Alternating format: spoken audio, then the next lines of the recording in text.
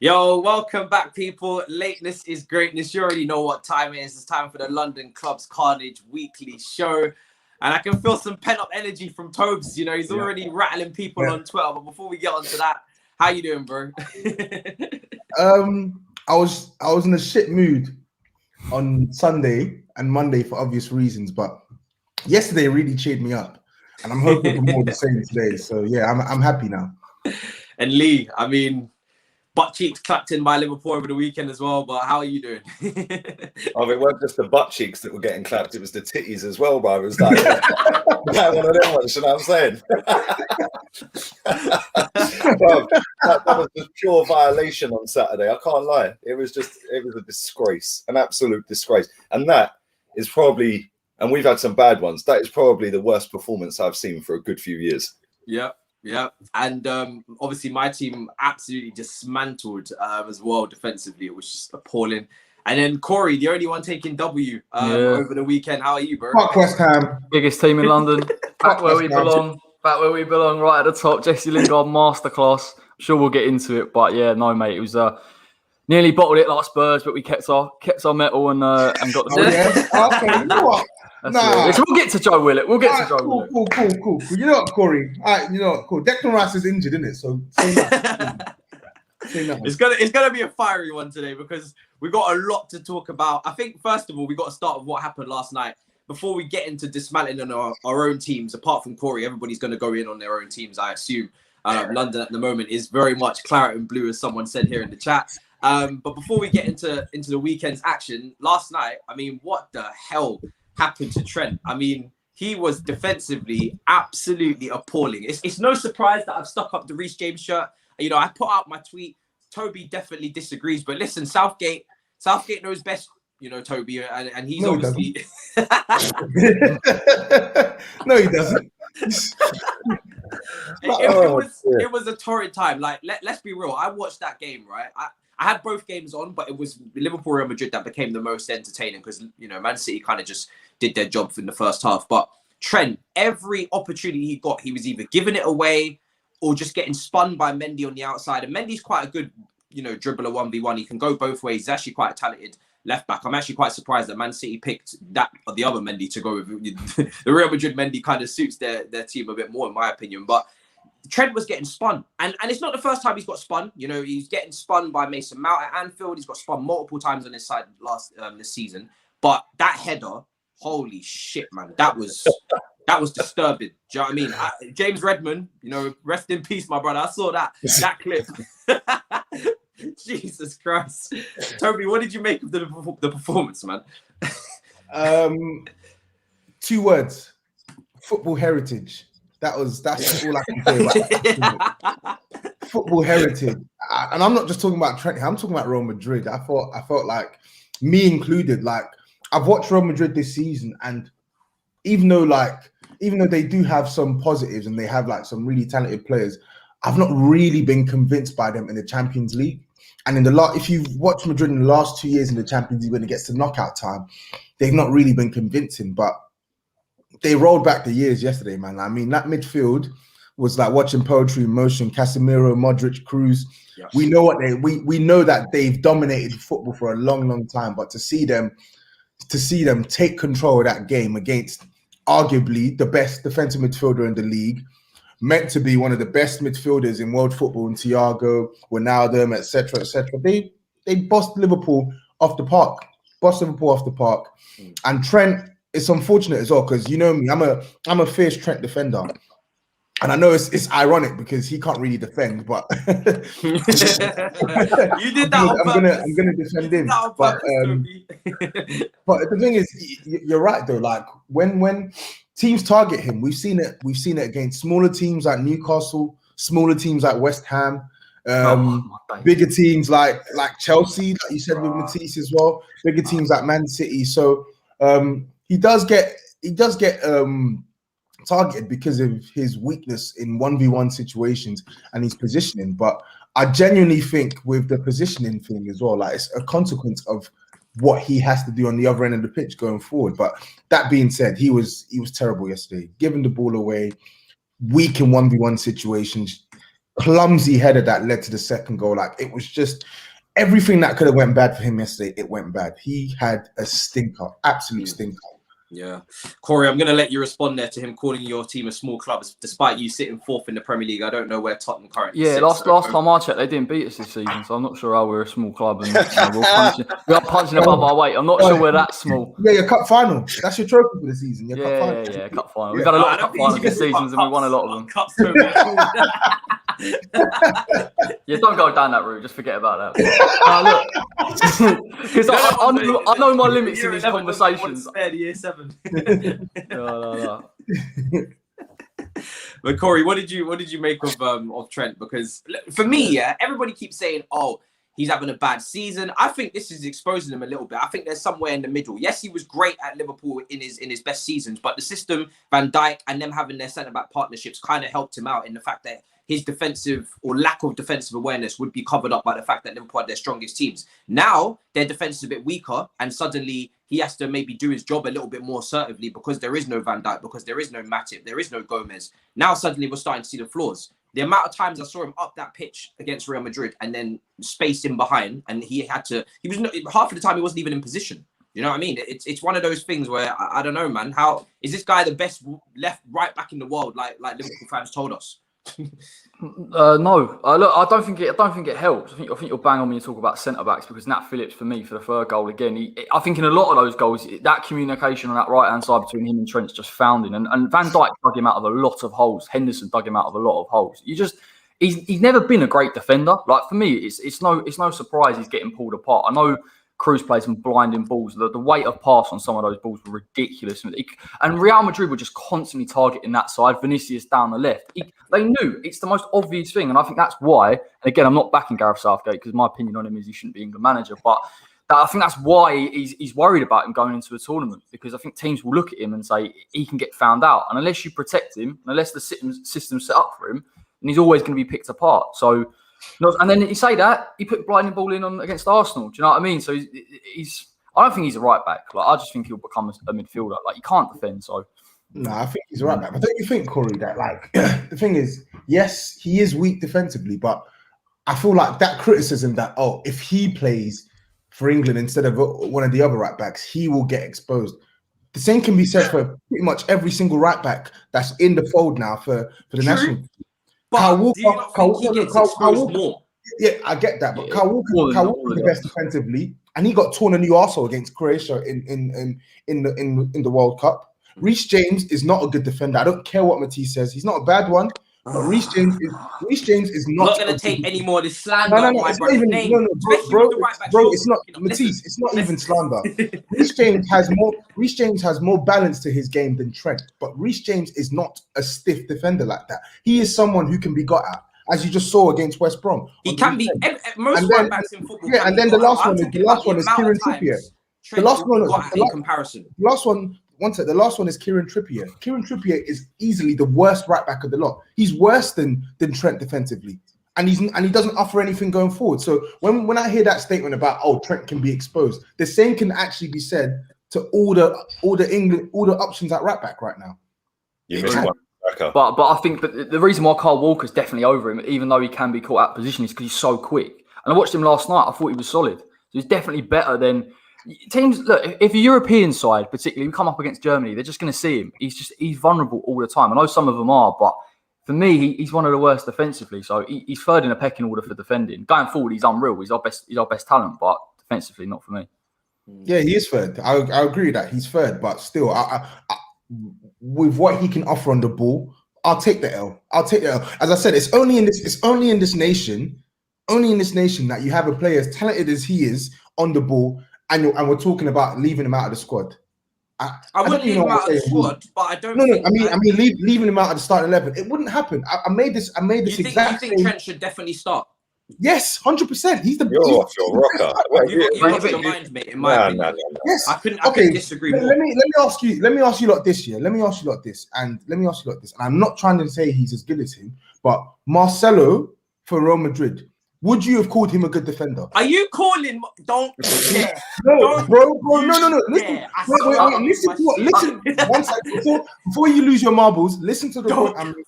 Listen to the point I'm making. Listen to the point I'm making. Was Marcelo a good defender? Yes or no? Oh my God. His levels better than Trent. No, Lee. I'm not saying Trent is as good as you. I'm asking you a question. Was Marcelo a good defender? Marcelo wasn't the greatest defender. Yes, it's a simple yes or no question. Was he a good defender? The greatest. But no. Answer my question. Was Marcelo a good defender? No, because I know what you're about to do, and you're about to. You know the answer. The answer was no. No, you're about to say. You know what I'm doing, because the answer was no. And it's wrong. It's not wrong. The answer was no. Marcelo wasn't a good defender, but he was a great player. Can you imagine Brazil? Trent is levels behind Marcelo on the ball. It's not even close. If you're gonna be average or suspect defensively, which is the point you're about to make, you better be unbelievable on the ball. And Marcelo, in comparison to Trent isn't unbelievable on the ball. Sorry, did you hear that? The old Bill coming to get you, bruv, because that was just a disgrace what you just said, bruv, about Marcelo. I could hear old Bill. I'll tell you what, the big difference. I'm not saying Trent is as good as Marcelo. I'm talking about two attacking fullbacks. But Trent is. But like, if we're England, right, we want to play a back four. We don't want to play a back five, right? The difference between like doing a Marcelo comparison is he's got Sergio Ramos behind him. Harry Maguire, if Trent goes missing, Harry Maguire's never recovering that ground. So there's no point. But I'll take your point. I mean, Marcelo wasn't a great defender either, but nah, I think just in the tournament, if we want to play this back four, get attacking players in, he's gonna. I don't see him playing. Listen, I don't think Trent on the ball. Doesn't he play a back five? Doesn't he go for a back five? He goes for a three in the wing back, so that might help Trent in the fact that he doesn't have to defend as often. But I don't think for me, the way that Trent plays positionally and there's a lack of awareness, I don't think Trent on the ball makes up for that as much as you're saying it does, where he's just a clear cut star. And the way that, of course he does. Have you? Did you not see in that game yesterday? How can you say? Bro, his first touch is shocking.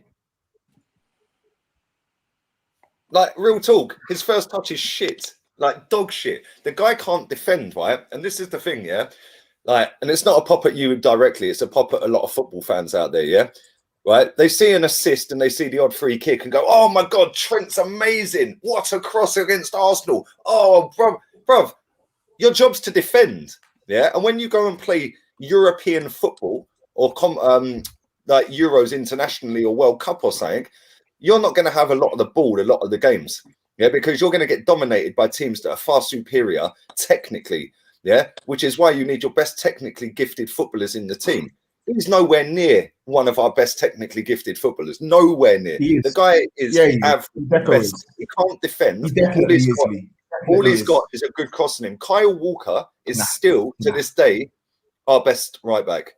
Still. And Wan-Bissaka, yeah, it's probably the best defensive right back. So for me, that'd be the two that I'd take. Totally. Wan-Bissaka's not even in the picture though for England call up. Well, he should be, and that's why we won't have a chance to win it, because the best players in their positions are not going to be going. Yeah, I see the debate the other day with what's his name, Neville and Carragher. They didn't even have Jadon Sancho in their squads. Like, come on, mate. Yeah, that's crazy. Don't take them seriously, man. Yeah, we're not going to. Yeah, I didn't watch that. He had Mason Greenwood in there. But what I'm saying is this, though, Lee. As I said, Kyle Walker is the only English right back right now. I could say, okay, you know what? Fair enough. If he starts ahead of Trent, fair enough. But me personally, I'm picking Trent because I know what I'm getting from him. I know what I'm getting from him on the ball. I know he is sus defensively. I know that. Are you trying to pretend like Reece James is not good on the ball? I never said Reece James isn't good on the ball. So why do you keep mentioning Trent on the ball like as if he's some wonder kid on the ball? Have you looked at his crosses completed this season? Trent Alexander, stop doing this, Matisse.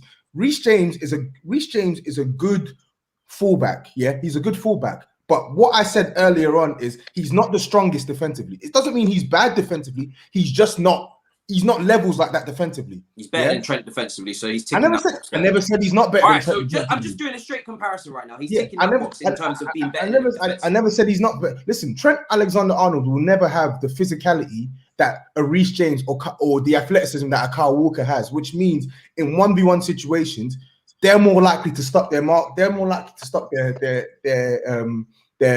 what do you call it, the opposition more than Trent would. But what I'm saying to you is Trent offers way more on the ball than those guys. And Reece James, what does he offer? What do you mean? What does he offer? No, just Tell us what he offers. Let's go through what he offers. So you crossing, chance creation, shooting, passing. The crossing, that's the same thing, by the way. The crossing and chance creation is the same thing. It's not the same thing. Crosses, it's not the same thing because it's not. You know why it's not the same thing? You know why it's not the same thing? Because none of those fullbacks can put the ball in a sixpence that like he can. And I'm not just talking from crossing. I'm talking from line breaking passing, bro. You man are pretending. Hold on. You man are actually going to sit here and lie as if Trent. No. Hold up. Player on the ball. He's amazing on the ball. Who said? No, hold up. Wait. No. I'm going to go as far to say. There is nobody in world football who is as good on the ball from right back as Trent. And I'm not talking about dribbling. I'm talking about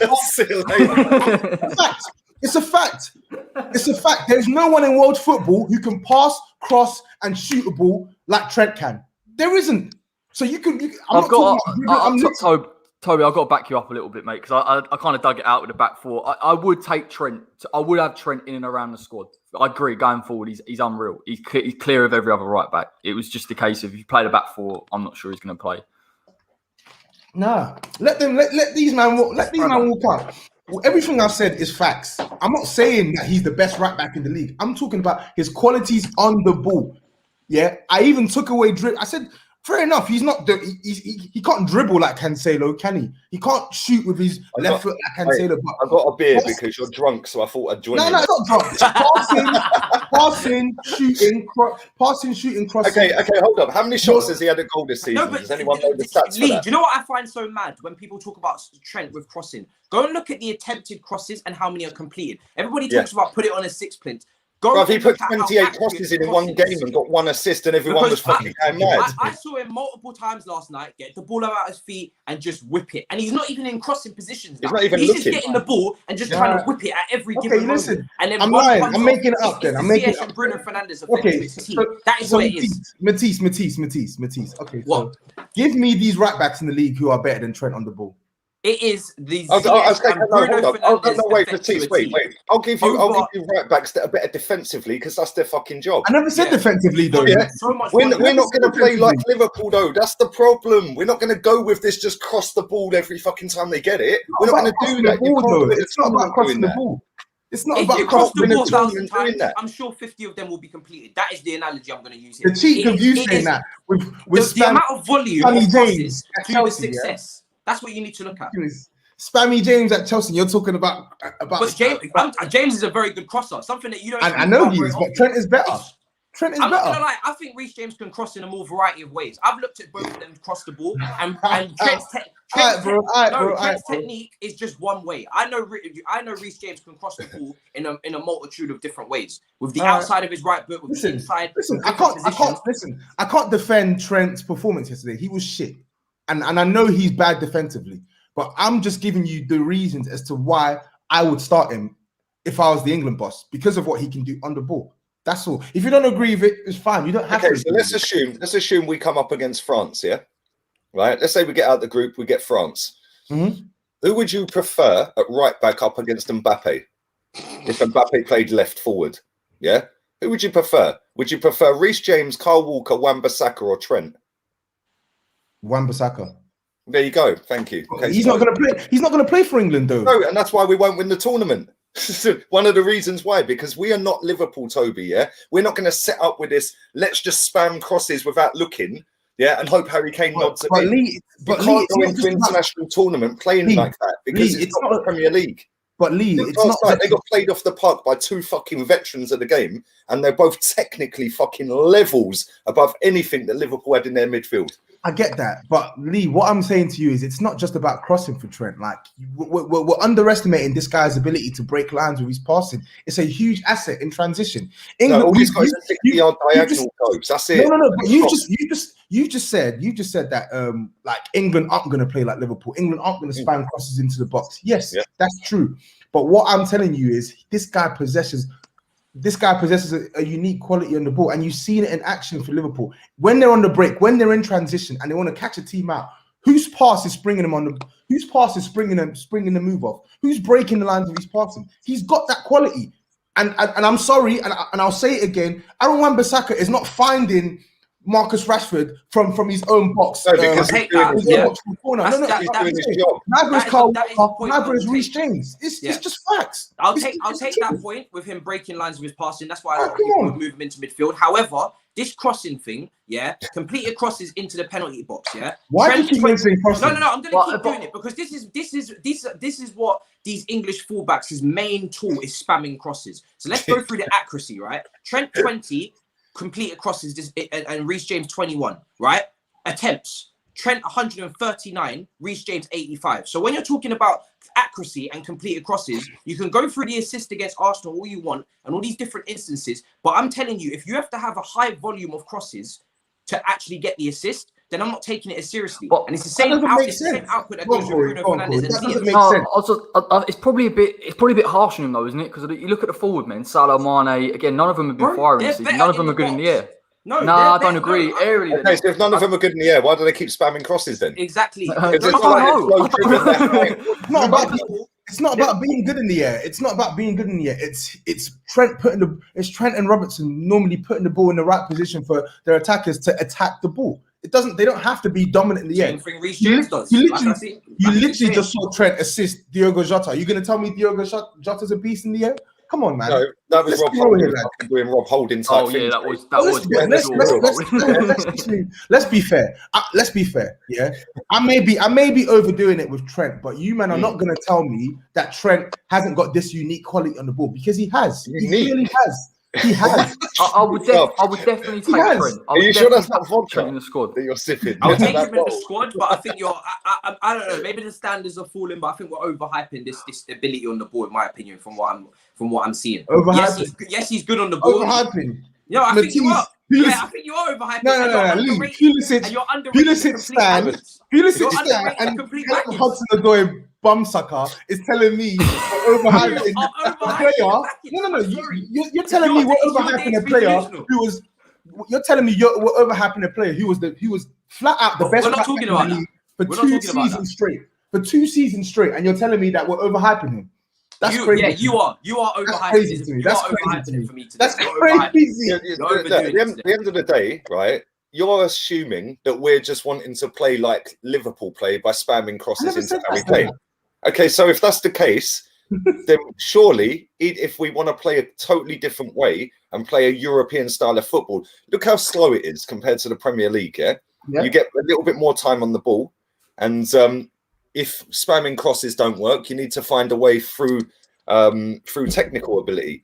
Yeah, look at Toni Kroos yesterday. Yeah, he's not the most mobile footballer on the planet, but I'll tell you what, he's fucking brilliant. Yeah, because he knows how to read the game. We need players that know how to read the game. Trent can't read the game when he ain't got the ball at his feet spamming crosses, mate, which is why he has been highlighted as a bang average right back this season. And the point you guys made about not having Van Dijk or Gomez or Matip in the team, and Henderson as well, I think you said, Corey, yeah? That is absolutely spot on, right? Because all of them can read the game better defensively than him. So then what they do is they then see that, fuck, he's right up the pitch. Oh, he's running off of us. I'll dip into right back and cover.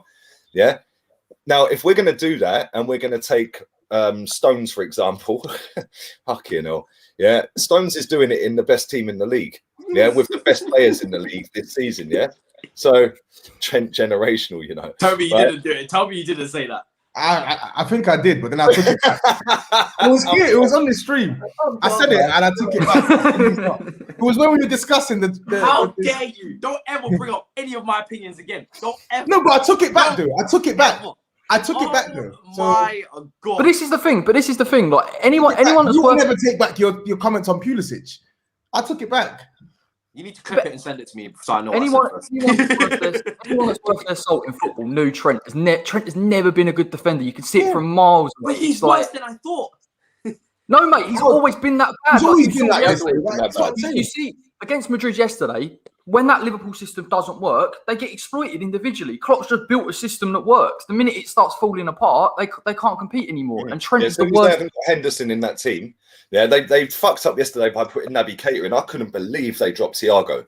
Yeah, because I thought this game is suited to him because it's a slower European style game.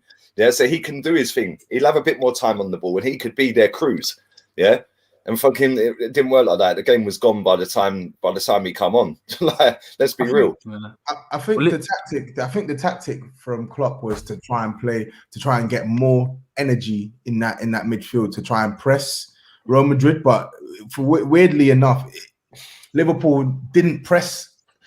They didn't press Real Madrid well enough, and obviously it was a bit of of course you have to give credit to Modric and Cruz just doing their thing. But I felt like Liverpool sat off against Real Madrid too easily, and of course they were going to get punished. Like it didn't make sense to me. It was a masterclass from Real Madrid's midfield. So I think Klopp definitely got that one wrong. And yeah, I think he hooked off Naby Keita in the 41st minute. Tell you what, Naby Keita for me was probably their best midfielder. That's at the time. That's how bad they were playing. Like Fabinho was absolutely shocking. That's probably one of the worst Fabinho performances I've seen. And Ronaldo for the first half, invisible. It was just a terrible, terrible performance from Liverpool in that first half. Awful. Yeah. They're lucky that it wasn't 3-0 as well. They're lucky. Yeah, it's true.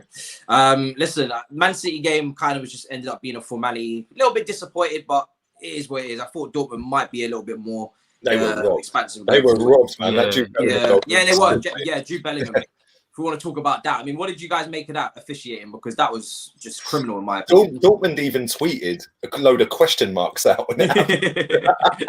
Jadon Sancho put, we need to investigate this ref or something, he tweeted out. It was just like, I don't get it.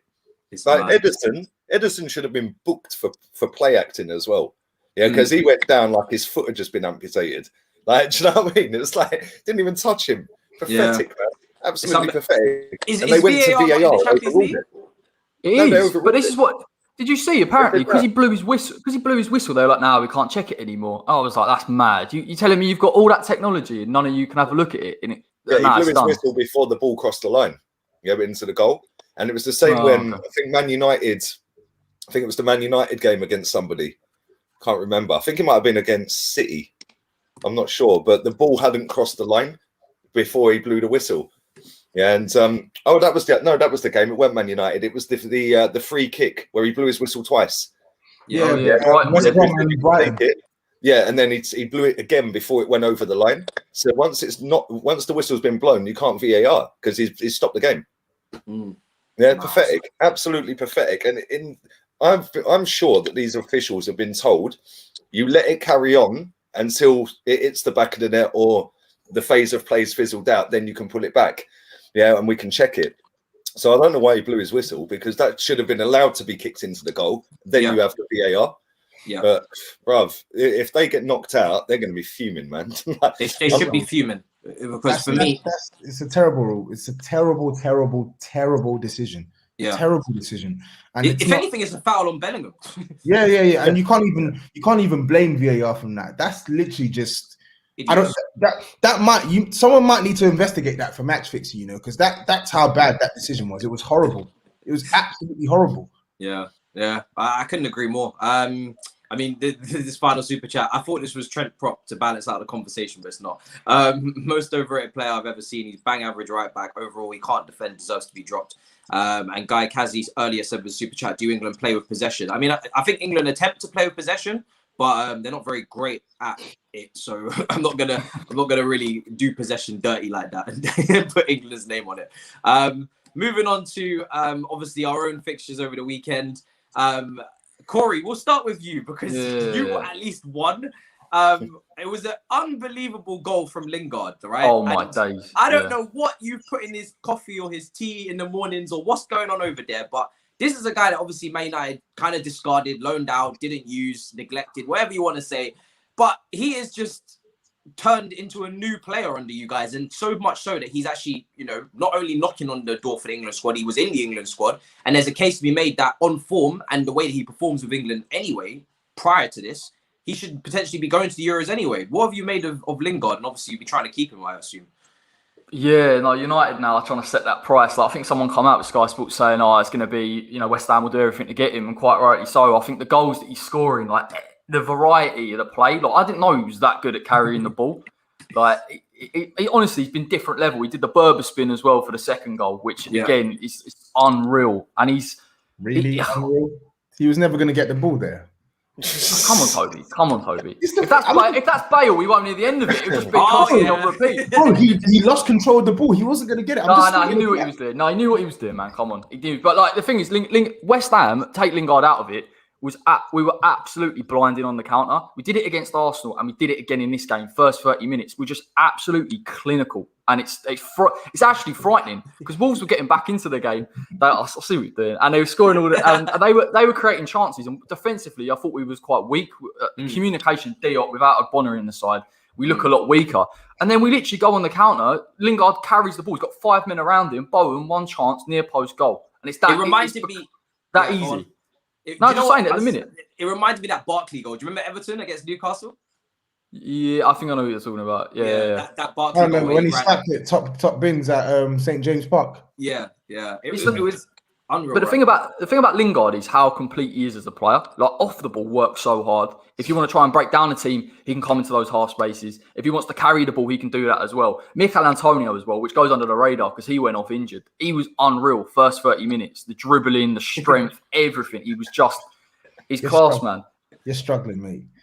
That's finally you got it. I got it. you know what is with Jesse. I feel like of course it benefits him getting regular game time, but I think it puts it into perspective that this guy's always been a decent player. Like, I don't think he's good enough to be playing at Man United regularly right now, but he's always been a Premier League player. And I felt like when he was doing his thing at Man United, there were so many Man United fans who were like butchering him. Oh, you're crap, you're this, you're that. Like, he's always been a decent Premier League player, and he's done it for England at international level, and he scored some big goals for Man United. Like, he's always been a decent player. So me personally, I'm happy that he's found his feet at another Premier League club. I'm obviously not happy that it's at West Ham, but let him do his thing, man. Hopefully he gets a permanent move there, and he showcases some more of his qualities. He's a decent little player, man. He's a decent little player that's got way more stick than he's deserved over the years. I think the thing is, what's interesting to establish is this his level at, like, not to disrespect West Ham, but is this? Yeah, but that's harsh though. Just, like, because I think like people, yes, I think his level. I think at Man United, it's a huge club, and I think there's a lot of anticipation as to what a player like Lingard would have to do, and people just write him off because you've got Pogba and Bruno, and I get it, they're world class at times, but I think Lingard's he's a much better player than people gave him credit for. I think he's getting a platform here week in week. He said or something that it's the first time he feels like he's getting 90 minutes week in, week out just to be consistent. And I think mentally as well, he's massively switched on. Like when he come to us, I thought he was going to be unfit and it's going to take 3-4 games. And he come in and he just blitzed it like straight away. And I think the problem we've got now is other clubs will start looking. Other clubs, like I've heard Leicester are having a look at him. And I know they've got Maddison, so it's probably not the go-to. But yeah. He's going to be worth a fair bit, and United are going to try and bump that price up or try and get Declan Rice to go the other way. I personally like to see him stay there permanently. I'm a big fan of players when they do well out on loan, especially when they've kind of been neglected at bigger clubs. Same with Barkley when he started well at Aston Villa. He's kind of tailed off now. Well, he's tailed off massively now. But I thought him and Grealish had struck up a relationship. I was like, okay, cool, stay there. And I think Jay Lings he's kind of found himself. Do you know what I mean? He's happy now, if I was to put it like that. He's been brilliant for you guys. So, I mean, Mark Noble as well. Sorry to cut in. Yeah, I didn't realise how quick he was. I know he's not lightning quick. Yeah, but he's quicker than I thought he was. Like when he got that ball the other day and let it spin and turn, and then just run. Yeah, it was like watching FIFA. Like when you're playing FIFA and like you got Mbappe on the ball or something. Yeah, and you just run diagonally and all the players are trying to chase you. Yeah, because like he had like 5 players around him, man, and he was pulling away from 3 of them. And I was just like, fucking hell. Like I didn't realise he had that little burst of pace in him. But he's been sick, man. I can't lie. I don't like the kid either because that fucker moonwalked 6 rows in front of me, mate. Yeah, literally. Bro, He's lucky. He's lucky. That's all I'm saying, bruv. Like, he's lucky that I valued the ticket. Do you know what I'm saying? I'm not gonna lie. I know how that feels. It's not easy to see a player like either cross their arms in front of you or moonwalk in front of you. It actually does rattle you as an opposition fan. So, mate, I nearly lost an eye that night. I told you somebody threw a coin from behind. Yeah, and I turned and it's whistling past my face, man. And Ashley Young picked it up and said, "Heads you lose or tails we win" or something. And put it on his Insta, didn't he? But no, honestly, all jokes aside, yeah, he's one of these players that if he plays for your club, you'll probably love him to bits. Yeah, but he's just got that wind up ability, isn't he? Like, he's very similar to Vardy in that respect. Because Vardy's just a massive troll. Like, he'll just go and wind everyone up, won't he? Yeah, and I think Lingard's got that, and that he probably needs that in his game to get the best out of him. Yeah, because he wants to get the fans against him so he can go, yeah, now fuck you, I've just scored. Yeah. Like, do you know what I mean? But he's been brilliant for West Ham, and he's probably up there with him and Gundogan have probably been the best two players since Christmas in this league. Do you know goal contributions up there with Harry Kane? Oh, Toby's shaking his head again. Sorry. Again, Corey. He's been up there, but I don't think top two. I think Harry Kane's been better than him since Christmas. 100%. I don't know. I think Harry Kane's been outstanding. I can't lie. No, Harry Kane over the course of the season has been brilliant. Yeah, I think he's got to be in with a shout of player of the season. He won't get it, but I think he's been superb this season. He won't get it, man. Come on. No, I'm saying he should get it. He should get it. But anyway, he'll get Tottenham player of the year. So that's a small compensation. We can say that. I feel like Man United for me with Jesse Lingard. I always said it when he was at his best at United. I said the problem with Jesse Lingard was that he's not good enough to be a regular star at Man United, and it got to a point where he wasn't really even that good enough to make an impact as a rotation player. But I always thought he could do a job as a rotation player. Now he's taken a step down. I think he's thriving. I think there are certain circumstances that he'd have encountered at Man United. That he doesn't encounter at West Ham. I feel teams set up differently against West Ham to the way they would set up against Man United, and I think he's relishing that lease of life and he's exhibiting the best of his talents. But me personally, if I'm Jesse Lingard, I'm going to look to make that West Ham move permanent, or I'm going to look to see if I can get a move better than West Ham, like a Leicester or something like that. Because let's be real, he could be part of the picture at Leicester. Yeah. He could be part of the picture at Everton. He could any of those clubs from around. He walks into Arsenal starting 11. Yeah. You look at Man United as well the other day. I don't rate him higher than Odegaard, but yeah. Bro, Odegaard hasn't registered a single assist, let alone he scored 2 goals. Like, all right, just before we get onto that, based off of his performance the other night, he's done better than him. Like, come on, man. I know you're going to be beefing there, but just to give Mark Noble his flowers before we move on. Oh, Corey, what did you make of Mark Noble's? Because we've been giving him a lot of little jabs on this show, just all the time. All the time. It's not about jabs; it's just facts. He's washed. Yeah. So, but you talk more about Mark Noble than I talk about him. It's like when Lee calls Granit Xhaka a piece of shit. It's not a jab. It's facts. I think he was good when he stepped in for Declan Rice there. I think he did well. He did really, really well. I watched the game again because when you do the streams, you can't really watch him properly. And actually, I thought he had an outstanding game, and I don't think you're getting away from it. He's nowhere near on the level of Declan Rice. But in terms of, it was a big test for Moyes because I thought if he plays Noble in a 2-man midfield, we're absolutely done. Played a 3-man midfield, 5 at the back. Noble knew his role because I think Noble, when he asks him to press higher up the pitch, it's a bit embarrassing to watch. Like, it really, really is. So, but yeah, no, mate, he had a solid performance.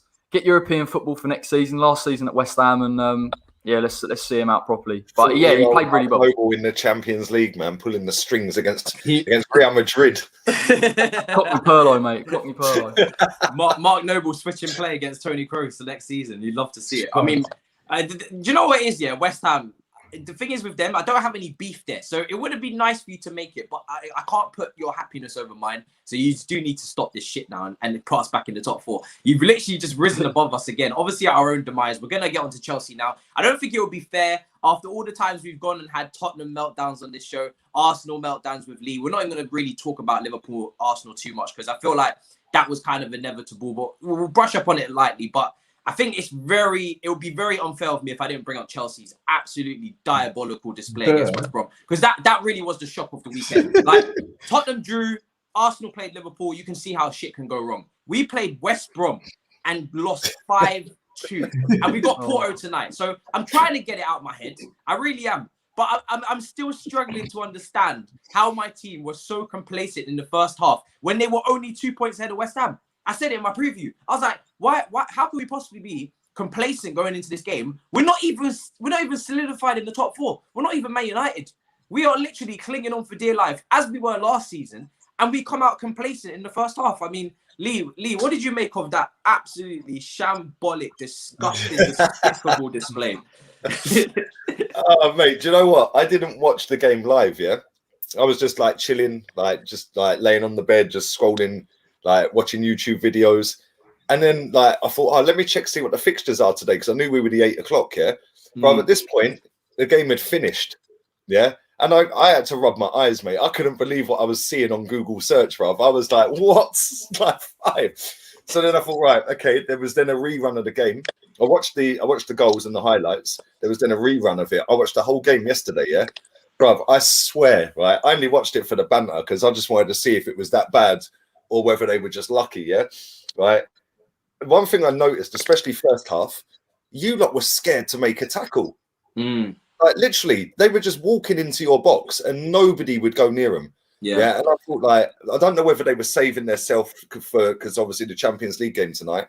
I don't know whether they were doing that. When I see Thiago Silva come kung fu kicking out of the box, bruv, I was like, what's he doing? That was like Eric Cantona against Palace, bruv, against the fan.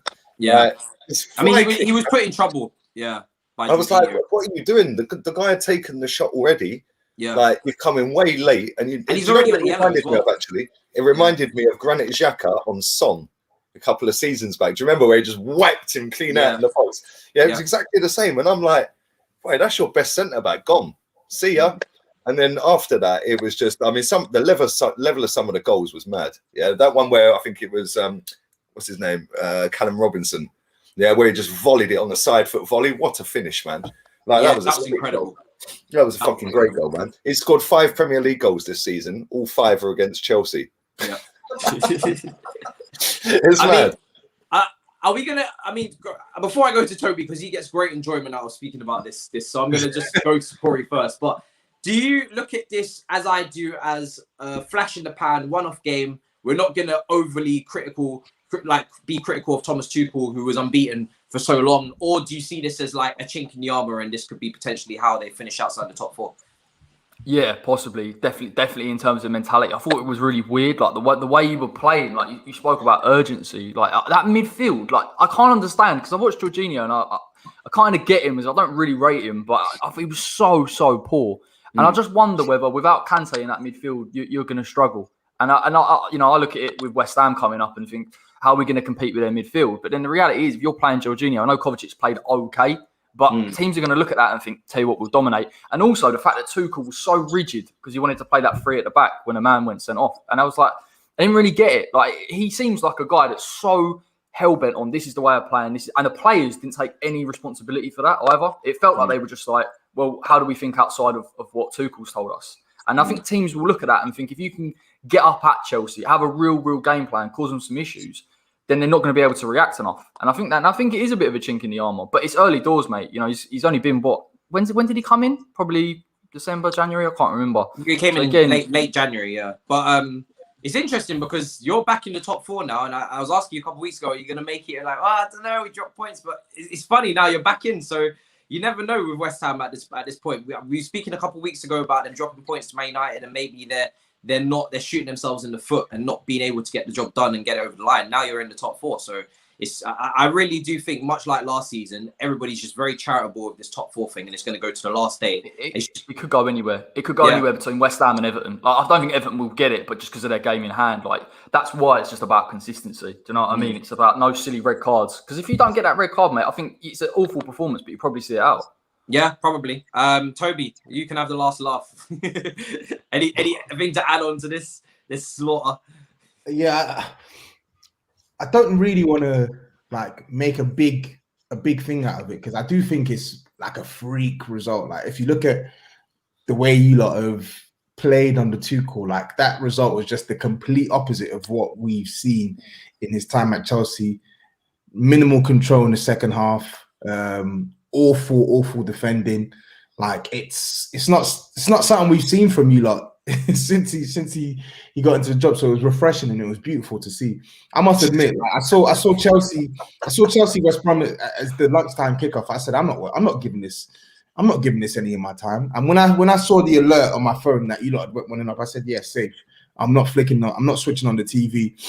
And then I see 1-1. I'm like, okay, cool. This is interesting. I switch on the TV, and then the floodgates open. It was beautiful to see. So, I feel like it's not.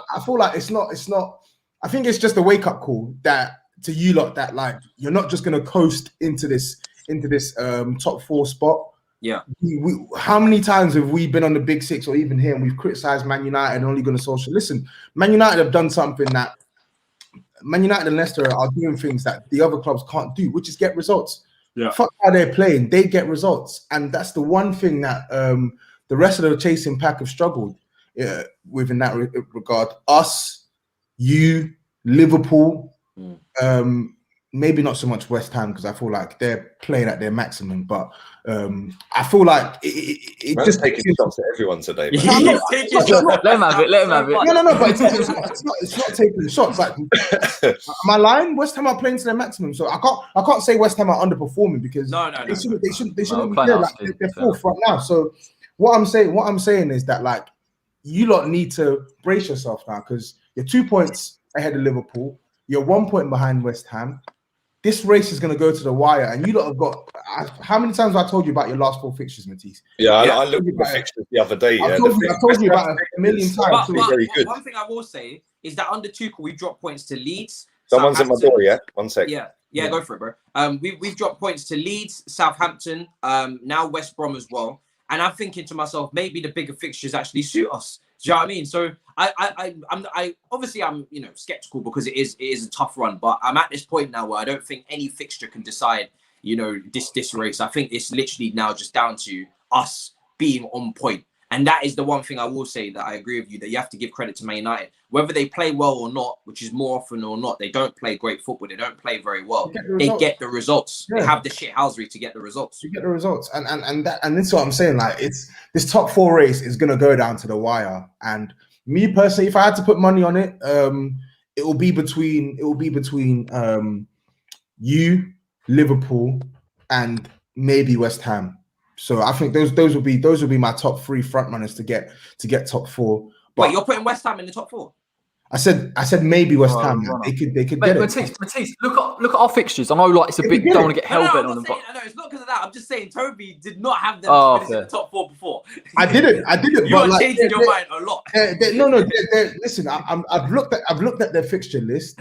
I think the only thing that can derail West Ham right now is injury, because when you actually watch them play, they're not really losing that many games. Like, fair enough, they're not winning every week, but they're not really losing, bro. So I feel like they've got some manageable fixtures, more so than us.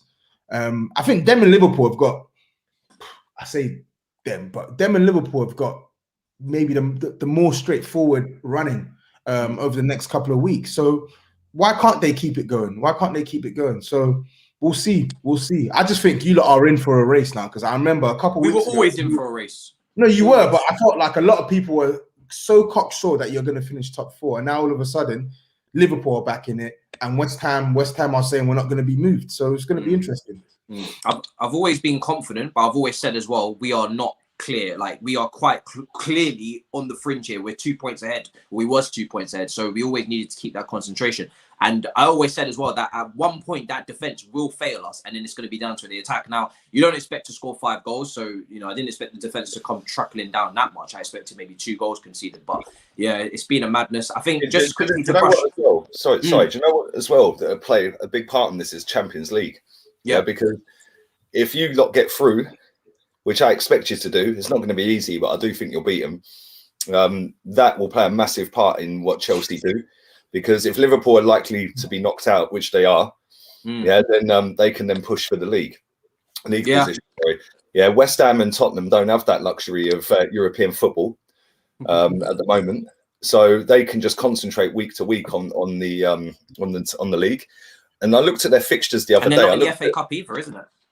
No, exactly. And oh yeah, you're in the FA Cup as well in the semi. So yeah, this is what I'm saying. Yeah, you need to manage it perfectly now, because you could lose all three of them in the space of a week. Really, let's be real, right? Yeah, because the only way to take care of this is to win the Champions League. Who's your next league game? Huh? Who's your next league game? Crystal Palace at home. Yeah, I think it's at home. So let's assume that you get knocked out tonight, or lose the first leg. You lose to Palace, and then you get knocked out of the Champions League. Then you get knocked out. All of a sudden, you're fucked on all three. But it could go the other way. Mate, I'm an Arsenal fan. I've seen us get knocked out of everything in the space of a week before, like constantly. Every season in March, we're done. Speak on it, Lee. They will be knocked out of the FA Cup, and they will be knocked out of the Champions League. Maybe not by Porto, but they're not going to win that Champions League. Look at Toby. He's always. Don't underestimate Chelsea for that Champions League, Ryan. I'll tell you why. I am. They're not going to win it. I'll give them more chance of winning. I'll give them more chance of winning the FA Cup than I would the Champions League. Wow. No, I disagree with that. I disagree with that, and I'll tell you why. Yeah, right. This season they sacked their manager, and they brought in Tuchel, who's obviously a very good manager, as we've seen. He was also in the final last season and lost, so he's going to have the bit between his teeth to want to win it again. He's tactically one of the best in the competition that's left in it. Yeah, he's got a quality squad. Yeah, and them players are going to fucking really want to try, because some of them might not be there next season. Yeah. And they know who they are, the ones that know they're not going to be there next season. So they're going to give it a real good go. They're going to beat Porto. Who'd you get after Porto? What's the two teams? Real Madrid or Liverpool. Real Madrid or Liverpool. So you could get Madrid, yeah? If you come up against Madrid, you will not be so dumb as to do what Liverpool did last night against Real Madrid and just let them have the fucking ball and dominate, yeah? You will actually have a set game plan in a proper team, not just some system players, yeah, like Trent, yeah.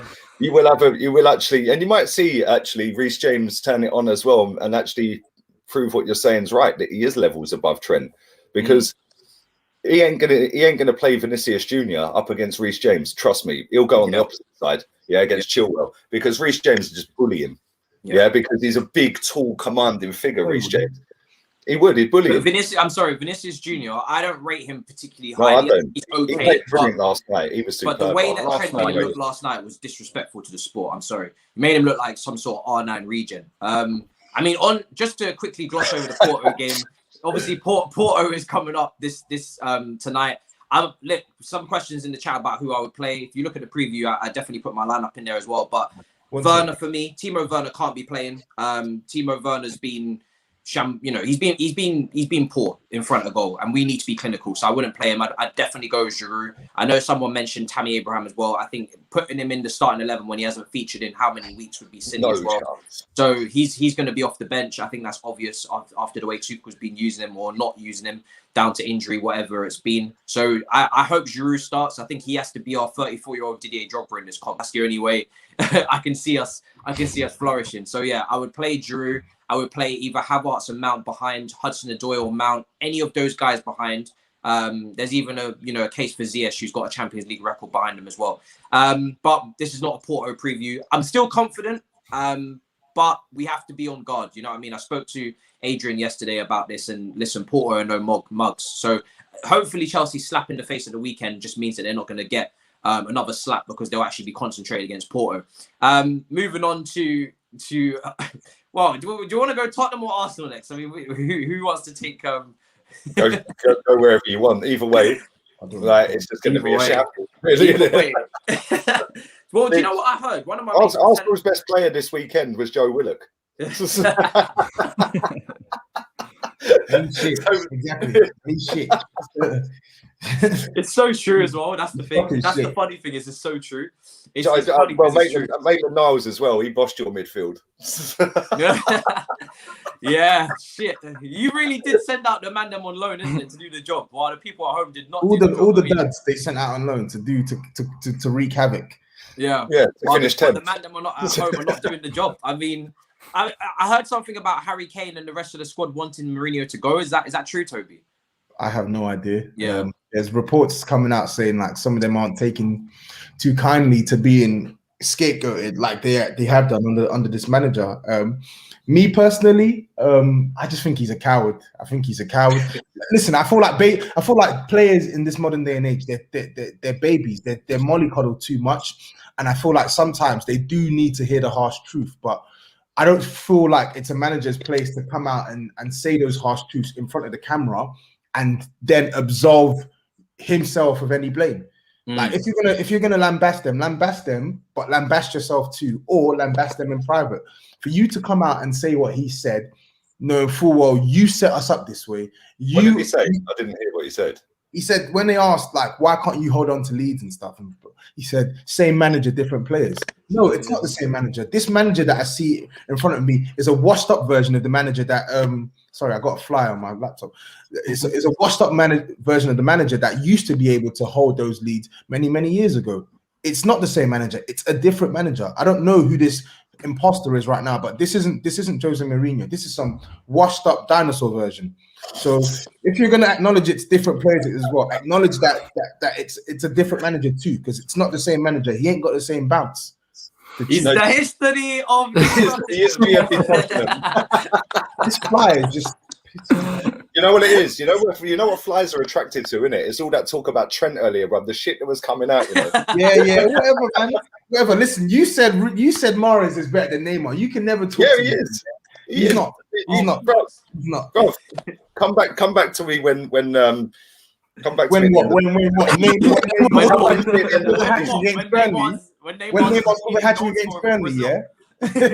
Mahrez, but don't disrespect Mahrez, bro. My guy. You're disrespecting Neymar. Mahrez is a very talented player. Neymar isn't even.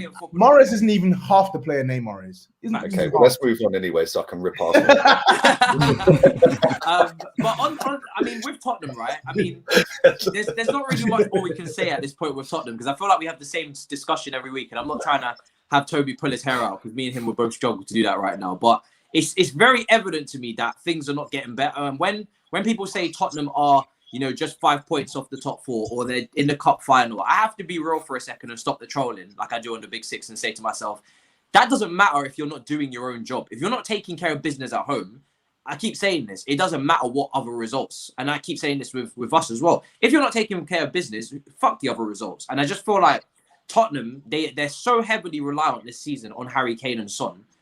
The rest of the team has just gone to shit. Even defensively, I expected them to be good defensively under Mourinho. They've been leaking goals. So, I mean, Corey, what do you make of them? This is obviously your opportunity to bite back after all the West Ham jabs. No, it's kind of mad that they got done by Newcastle, possibly probably the worst team in the league, and Steve Bruce, the worst manager in the league. And I think Tottenham's defence, honestly, I'd probably take Sheffield United centre-backs over Spurs' at the minute, because I swear they're absolute... In every game I watch them play, I think I don't understand that Davinson Sanchez is having an absolute mare. I don't even know what he's doing. Like, it happened. He had Eric Dyer in there against West Ham, got absolutely spun up by Jesse Lingard. I'm thinking, but Mourinho, you're right. Mourinho's supposed to be this incredible defensive coach, but the reality is, earlier in the season, he's sticking Højbjerg and Sissoko right next to him. He knew they was always poor. They are relying way too much on Harry Kane. I think he's got like 50% of their goals this season, and you look at it for Tottenham, and I just think he's off. I honestly think he gets to the summer and he's just like, what's the point? Because if it's a big thing for Levy, because if he says, I'm going to stick with Mourinho, I can see Kane going. But if he says, you know what, I might try and switch it up, I can see Kane giving him a little bit of loyalty. But I'm loving it. I'm loving it. But having said all that, mate, they're still winning around. Do you know what I mean? Yeah. I don't know how they're still kicking around top four, but they picked up some decent results a couple of weeks ago. Harry Kane's an absolute worldie. So, yeah. It's a weird one, because in that Amazon documentary, Jose Mourinho did promise to get the best out of Kane, and he has kept his word. Yeah, he has. Yeah. You know, he's scoring goals. A monkey with a tie and a shirt could get the best out of Harry Kane, because he's a world-class striker. Harry Kane was world-class before Jose Mourinho came in. Okay, agreed. But he's dropped him into like a more attacking midfield type role. Yes, he did that. Then getting the best out of your wingers at the start of the season. Okay, but let me hear this. So his theory was right on what he did. Hear this one, Lee. You'll be surprised that guess what? Spoiler alert, guys. Pochettino did that in his last full season at Spurs. Yeah, in his last full season at Spurs, at the start of the 2018-2019 season, Poch deliberately played this guy deeper. We literally switched to a diamond formation. We switched to a 4-3-1-2, and Harry Kane was the one that was deeper of the two. Dele Alli could make runs ahead of him. Son could make runs ahead of him. Yeah, fair enough. Credit to Jose Mourinho for making the tactic much more deliberate now and literally placing Kane, like lodging him deeper. But Pochettino did this in 18-19. What he's done with Harry Kane is not revolutionary. It's not. So I'm not going to applaud you for getting a world-class player playing to a world-class level. I gave you minimal ratings for that. Minimal ratings. So that's not that. Don't you think though, right? When you like, because I've watched a lot of Tottenham this season. I watched the game against West Ham where they come back from 3-0 down. I've watched games where I think it was Southampton, you were 2-0 up and drew, or 2-1 up and drew in the last minute. Liverpool scored the last minute goal at Anfield against you. Yeah, there's been obviously Newcastle. You've probably conceded or be right up in that table for most goals conceded in the last 10 minutes of a game. Yeah, because I think the reason for that is Davinson Sanchez. He is just bang average. That guy, bruv. When I see Gundogan sticking like face planted, done baby giraffe settings and face planted, bruv. Like, what was that all about? Then you've got Eric Diabolical, bruv. He is dog shit. Yeah. Then your other centre backs, I just look at him and I think like I like Tobi Alderweireld, but he's having a poor season for me. Yeah, like he's not having a poor season. Hear me out. I think the reason he's having a poor season, and I think he's been brilliant at times this season. But I think if you balance it out over the point of the whole season, he's probably just about shading good performances with bad performances, yeah, there or thereabouts, yeah. But that's not just solely on him because he's playing with donkeys every week, bruv, yeah. Then when you look at your left back, yeah, I don't know what he was doing at the weekend. Yeah, I rate Reguilon, yeah. I think he's quality. I don't know what he was doing at the weekend for that when Joel Linton headed that ball back. He ducked, bruv. He got out of the way. Yeah, he should have at least nudged him or done something. Yeah, and then you look on the other side, Doherty's been shit.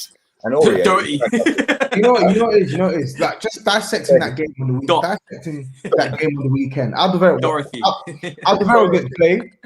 didn't play, and a lot of us were mad about that because he's been our best centre back this season. And by far. I don't think he's been great. That's what I'm saying. He's been good, but he's playing with idiots every week. Your best player for me this season, after Kane, has been Højbjerg.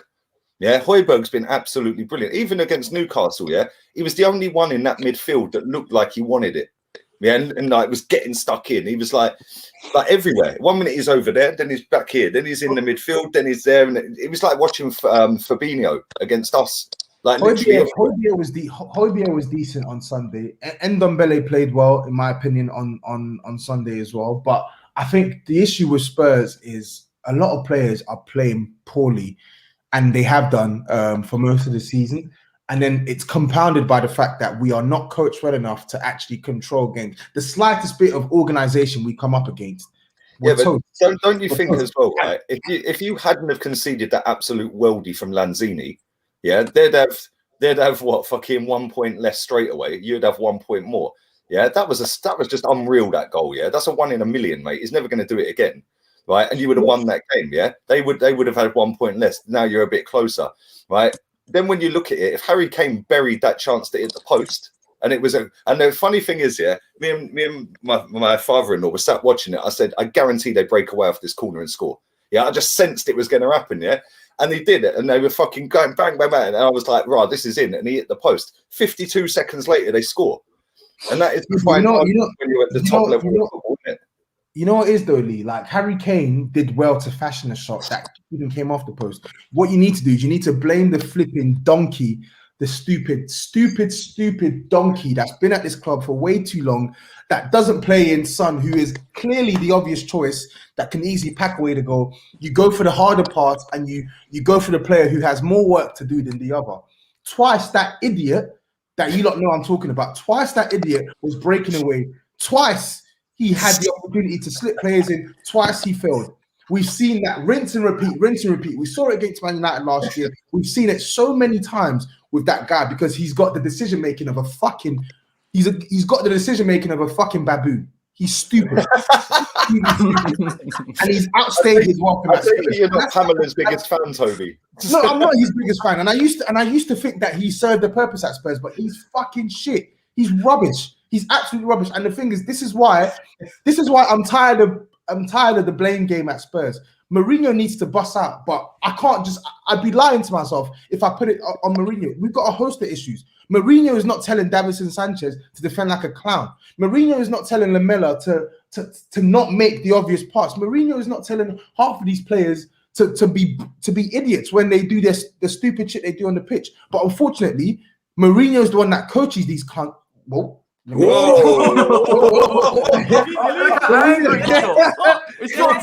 Somebody clip it. Nah, Mourinho is the one that coaches these lot, and Mourinho is not getting the best out of them. That's the problem. We've got a few lemons in this squad, and he turns those lemons into piss. He's a bad coach these days, and he's coaching a bunch of players who are in their own right not good enough at the moment. So it's a recipe for disaster. It's a recipe for disaster. And as I said, he's a bad coach. You opened up. He's a bad coach. He's a bad coach. He's a bad coach. When Matisse came to you about Tottenham, you opened it up with footballers these days are babies. They are babies. And he shouldn't be hanging them out to dry and blah, blah, blah. He should do it backstage. I totally 100% disagree. Yeah, I disagree. They're getting paid a fuck ton of money to play football. And if they play like dickheads, yeah, then seriously, they should be outed. And if he sets up a formation, he sets up a system, he gives them the tactics, he gives them the game plan, he tells them where to run. You know how methodical and deep he goes on it. We see it on All or Nothing. We don't know. That's what I'm saying. But if he's doing that and the players fuck him up, he's not. But that's the problem. So that was just for cameras then. It is for cameras. It's for show. That thing is propaganda. I said this at the time. I said this at the time, Lee. I said it's all propaganda. It's all propaganda. Ask anyone who knows me. I said it got to the point. I remember. I think it was like the second last episode. I said I can't watch this anymore. I cannot watch this anymore. Yes, it's a great insight into Spurs, but it's literally just the Mourinho show. It was all propaganda. Okay. So on that basis, then, if it was all propaganda for the 5 episodes or 9 episodes, whatever it was, don't you think that them players are then thinking, oh, well, that was a great show. Now we can take the piss then. Is that what you're thinking? No, listen. What I'm thinking is that he's not coaching us well enough. That's what I'm thinking. Maybe some of your players are just uncoachable, like some of our players are. We can call. Listen, Lee. We can call them uncoachable, whatnot. But his remit as a manager is to get the best out of the squad available. I am not making excuses for some of these players. Some of those players are poor. But can you say he is getting the best out of us? No, you can't. It's like he's got the best out of Højbjerg this season. He's got the best out of Højbjerg's been fucking one of your best players, if not the best player. Listen. Let's be real now. He has. When I say that, I said what has he done? What has he done to elevate Højbjerg's game? Højbjerg is doing his thing. It's just he's doing it on a better platform. What has he done specifically to improve Højbjerg? What's he done? Oh, this is the mad thing. If you watch Tottenham, I don't know. There's no identity, nothing. What's he done? Thank you, Corey. Exactly. So I'll ask you guys, what has he done specifically to improve Højbjerg's game? Okay, I'll tell you what he's done specifically. You don't know that because you haven't. I'll tell you what he's done specifically to improve him. Signed him because he realised he was a top-class player playing in an average team at Southampton. Yeah. Now he's a top-class player playing in a less average team. Yeah. But he has put Ndombele next to him and got the best out of Ndombele this season for me as well. I think Ndombele at times has been fucking unplayable. Yeah, certain games he has just dictated everything. He's the one who didn't play Ndombele in the restart, though. He didn't play Ndombele. Because why? Because he publicly called him out to get a response out of him. And this season, he has seen that response. Okay, yeah, so it's worked. And them two together complement each other. Where you go wrong, or where he goes wrong as a manager, yeah, is the fact that he hasn't got a proper right back, and he thought by signing Doherty or Dorothy, that he was going to be the answer. Right? And I think ideally he wanted to play 5 at the back. Yeah, that's the only way Doherty can play because he's a shit right back. He's a decent right wing back, but he's a shit right back. Yeah, you haven't played 5 at the back for most of this season. If not, you've played it. Lee. There is a serious deficit in coaching. Corey literally just hit the nail on the head there. When you watch Spurs, there's nothing. And we talk about these players who keep making mistakes. Yes, somebody, as I said, it is not just Mourinho. When you're in a situation we are as a club, it's not just Mourinho. Yeah, you look at the owners who hired this clown in the first place. You look at the recruitment team who keep hold on to some of these poor players. You look at some of these players who we signed who are not giving us enough, as well as Mourinho. It's a bunch of things. But when we're talking about his specific remit as a manager, he's failing at his job. Your job as a manager is to get the best. No, wait. One sec. What was the target for the season? What was he's the failing target? at his job. The target for the season. The target for the season was top 4. He's failing at it. Okay, hold on. You're how many points off top 4? We're 2 points off 4th. Thank you very much. No. You can't just say no, Lee. You can't just say thank you very much. If you look at our points, if you look at the points we picked up, if you look at the points we picked up in 30 games last season, in 30 games last season in comparison to this season, it's what, like 1 point off, despite us having a better squad, a fit Harry Kane for most of the season, a fit Son for most of the season. He's not improved us. That's what I'm trying to say to you. Yeah. I understand that. We're out of a competition that many people had us down as second favourites or whatever, alongside Man United. We're out of the FA Cup. We're gonna get slapped. And this League Cup that people want to give him credit for, yeah, he beat Stoke, he beat Brentford in the semi-finals. He got a bye against Leyton Orient. The only decent team he beat Chelsea and Man City. He's got Chelsea and he'll have to beat Man City to win it. Hang on, hold on. Because I see Arsenal fans saying this all the time. No. The only decent team he beat was Chelsea, and he beat them on penalties. So it doesn't matter. He still beat them. I'm not okay. Cool. He beat them. But what I'm saying, trophy. You're going to sit there and go, "Oh, what I'm saying to you is he's not. What I'm saying to you is he's not doing the job. We won the FA Cup by beating only 2 decent teams, Chelsea and Man City, yeah? Right? The rest of the teams were Leeds United in the Championship, Sheffield United. If you can't see he's failing at his job, then fine, cool. But that logic, Arteta in. No, my point is your target for the season was to finish top 4. You're currently 2 points off of top 4 with 8 to play. Yeah. If you don't make top 4, then cool. Then you have a valid point. But if you win a cup, that's something you ain't done for 13 years. Yeah. So if you win a cup and finish top 4, he's overachieved. But we're not going to finish top 4. We're not going to finish top 2 points off. We're not going to do it. And you know we're not. They're not 2 points. How many points are there? 5. I think it's 5 points. You know we're not going to do it though. That's the point. That's why I'm annoyed. 3 points. You're only 3 points off, Toby. Bro, he gives us no. This guy gives us no confidence. He gives us no. They're 3 points off. That's 1 weekend's worth of fixtures. Doesn't matter. Listen, the fact that we're 3 points off is an indictment of how bad this top 4 race is. Because we have won. We've been terrible in 2021. We've been absolutely terrible in 2021. And the fact that we're 3 points off the top 4 race, it doesn't tell me that Jose Mourinho is doing a good job. It tells me that the top 4 race is so bad that some of these teams cannot string any little bit of consistency. It literally takes 2-3 wins and you're back in contention for top 4. No, so, of course, but the point is the target was top 4. There's 8 games to get it. It's 1 round the games. If West Ham and Chelsea lose this weekend and you win, you're 4th.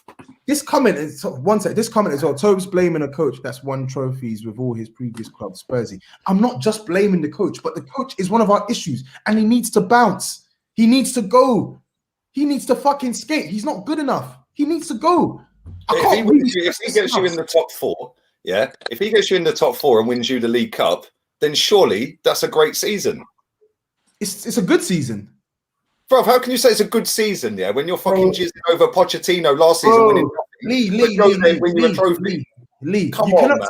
Lee, you can't tell me this. I'm a Spurs fan. You can't tell me this is a great season. I've seen my team get slapped 3-0 to Dinamo Zagreb. How can I say it's a great season? How? Yeah, because if you pick up, we finished 8th last season and we got bantered everywhere. But guess what? It ended up being a great season because in 25 years' time, I tell my grandkids we won the FA Cup. Lee, the trophy was good. Me and Corey just sitting there. I'm just popcorn or something. That's not a great season for you. That's not a great season. But listen, Toby, listen. If you win the League Cup, that is your first trophy in 13 years. Okay. How is that not a great season? It's not great. Listen, if he wins the League Cup and we finish top 4, what do you want to do? Win the league? If he wins the League Cup and finishes top 4, because of how the season has transpired, I can only cap it at a 7 out of 10. I can't look at what I've seen this season. I can't look at what I've seen this season and then say, oh yeah, because you've won the League Cup and top 4, it's a 10 out of 10 season. I understand that because I'm the same with Arteta. You've won the FA Cup, but still fuck off. I get that. What I'm saying is if the target was top 4, yeah, and he gets top 4 and wins a trophy, then he's overachieved for the target. Then it's a good season, yeah. If he gets all those, can it be a good season when you ain't won a trophy for over a decade and he wins you one in his first full season? Because this trophy is not going to do much for our fortunes. I've said this on the Big Six a million times. The League Cup is not going to do. It's still a trophy. The League Cup is not going to. The League Cup does not. The League Cup does not change our position as a club in the slightest. It doesn't. I understand that because it's the same with us with the FA Cup last season. My point is, based on what you said about the target was top 4, if he gets top 4, box ticked, he's hit the target. And it's a good season, and he keeps his job. Unfortunately, if he gets top 4, it's a good season. It's bittersweet because he keeps his job. All right, well, we're gonna move on. me and Corey just sitting there. If I know it was gonna be this fiery, if I know it was gonna be this fiery, I would have brought popcorn. I'm still in shock about Toby's rant earlier. That's probably got the whole video demonetized, but I can't believe that. It was so funny. Man woke up and chose violence today. You know what I'm saying? Toby woke up and chose I'm sick of this. Honestly, I'm sick of this team. I'm sick of the transfers. I'm sick of the manager. I'm sick of a lot of them. I'm still laughing from that. This super chat nicely segues us into Arsenal for the final 15 minutes. I'm Arteta in at the moment, but if we don't win Europa, it's time to go. Once a legend, RIP Claude. Rest in whether peace, he wins Claude. it or not, sack him. Sack him regardless. You sack him regardless. Really? No, don't sack him. Why sack him? Why sack him? The players are bad. Yeah? Why sack him, bro? Okay, you know what, Lee, I'm going to bring up a good point here because you just said to Toby if they win something, right, and they finish top 4. If Arteta wins the Europa League, you qualify for the Champions League and you won a trophy, so he has to stay. Yeah. No, we have spent. Why not? Okay, why not? Time, yeah. I get that. No. I'll get my why not, bro? It's fine. I'll tell you why. I'll tell you exactly why. Because since this guy's been here, in the season and a half that he's had, he has won less games than Unai Emery won in his first season. Yeah, he's been there a season and a half, and he's still won less games than Unai Emery. Number 2. Is this his first? No, Lee. Is this his first full season, Lee? Full season, right? And he's taken us from 8th to 10th. Okay, hold up. He's taken us from 8th to 10th, and we have only been above 8th, I think, 21 days in this season. Yeah, and one of them was the first weekend when we won 3-0 and we were top of the table. Right, 21 days we have only been above 8th. Yeah, we have lost more games this season, than we've lost in fuck knows how many seasons. We have lost more games this season than we did last season and the season before. We have broken record after record after record for most fucking losses. Do you want me to give you some of the records this season's broken this season? But this is what I'm saying, Lee. Hold on, I understand that because I've heard these facts before. Objectively, if you win the Europa League, you have objectively met your targets. You've won a trophy and qualified for the Champions League in one season. So how is that not a success? No, it is a success. No, I'm not saying it's not, which is what I was trying to get a point to Toby about. It is because you have succeeded in your aims, your targets for the season, yeah? And if you drop the trophy in, that's overachieved. My point is, this manager is not qualified to do fuck all, mate, Jose Mourinho is one of the greatest managers I've seen in my lifetime. Yes, he might not be the great manager he was 10 years ago, but he's still fucking quality manager. This manager is learning on the job. Every excuse in the book has been given to this manager this season. This is the manager that has taken 2 points against Sean Dyche in 3 games. The same manager that's taken 0 points against Dean Smith in 3 games. The same manager who's taken 3 points against fucking Nuno Espirito Santo in 3 games. The same manager, that has lost, had more fired blanks at home and failed to score at home this season 7 times in the league. That's twice more than we have in the last 5 years combined. The average position of our players on the pitch is a disgrace. Lacazette's at DM and Aubameyang's left wing back. People are going, they can't play together. How did Unai Emery get 71 goals and assists out of him in his first season then? How did we get to the Europa League final then? And this is my point, yeah? And the difference between Arsenal and Tottenham, by the way, with no disrespect here, is Arsenal always compete for a trophy at some point across the season. We might not win it, we might not get to the final, but we do go to the latter stages of competitions more often than not, yeah? Tottenham don't. Tottenham, yes, you got to the Champions League final, but there was the record under Poch where he bottled semi after semi after semi. It's now gone to Ollie, yeah? Arsenal have won the FA Cup 4 times in the last 6 years or so, 7 years maybe, yeah? Yeah, last 7 years. 4 times we've won the FA Cup. The FA Cup is not the be-all and end-all for Arsenal Football Club. We should challenge for a title. People will tell me, oh, you can't happen overnight. We'll go and get Conte then, because he can do it overnight. He's done it 3 different clubs overnight. Yeah, first season at Juve, won the title from 6th to 1st. First season at Chelsea, 10th to 1st. First season at Inter, he finished 1 point behind Juve and lost the Europa League final. This season, he's winning the league. Yeah, so it can happen overnight. Yeah, this manager has just fucking lost the plot. Bruv, he was literally one Aubameyang equaliser against Southampton away from making it 5 straight home losses this season, which would have been a brand new record. Yeah, he's breaking records that go back to the 1920s, the 1950s, the 1970s, the 1980s. He's breaking every single record for the wrong reason, yeah? And the difference between our scenario and their scenario is they've got an experienced manager that's been there, won it and done it, yeah? Everywhere he's been. This guy, he's not, is he? Because he's got you to a final in his first season. He's finished. Yeah, it took Pochettino 5 years to get you to a final. No, it didn't. Pochettino got a final in his first season as well. And lost. Yeah, and lost. And has Jose Mourinho won? I bet you he wins it. I'll bet you 50 quid he wins. Based on what? Based on what? Based on the fact it's Jose. Easy money. Lee, I got £50. £50 we don't win this League Cup, yeah? Cool. Yeah? Everyone's seen this. I'll tell you why he wins it. When I get my money, cool. And I'll tell you why he wins it. You do not back against Jose Mourinho in a one-off final. Because that guy, no, you don't. There's a myth, yeah. There's a myth, Toby. There's a myth, right? That this guy ruins football clubs and he wins fuck all in his 3rd year. He's won more in his 3rd year than he's done in his 2nd years at football clubs. Lee. I said this on the Big Six, yeah. This whole there's no one I'd want in a one-off game more than Jose Mourinho. Blah blah blah. It's all fucking bullshit. It went away. It went away years ago. What evidence, as I said, what current evidence do you have that he's going to beat Pep Guardiola in this final? Give me a reason. You bet 50 quid against your own team. Yes, I did. I fucking did. Yes, I did. If we lose, at least I get money out of it because I know we're gonna lose. No, but I'll tell you what it is. Yeah, I'll tell you what it is. Yeah, right. Wouldn't be the first time you sold what evidence? Yeah, you're saying what evidence? Yeah, what evidence? What evidence? Oh my god! No, I said what current evidence? What current evidence? Well, he won the Europa League. Yeah, he won the Europa League with one of the worst Man United teams we've ever seen. Right? Oh really? And who did he beat? Who did he beat in that run-in for the Europa League?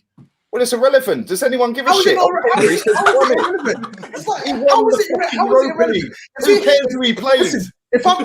Listen, it's like me being Goliath. I'm Goliath, and I'm stepping on bare little people. And you're telling me, oh yeah, it's not relevant. Of course I'm going to win it. Okay, Toby, I'm not going to lie.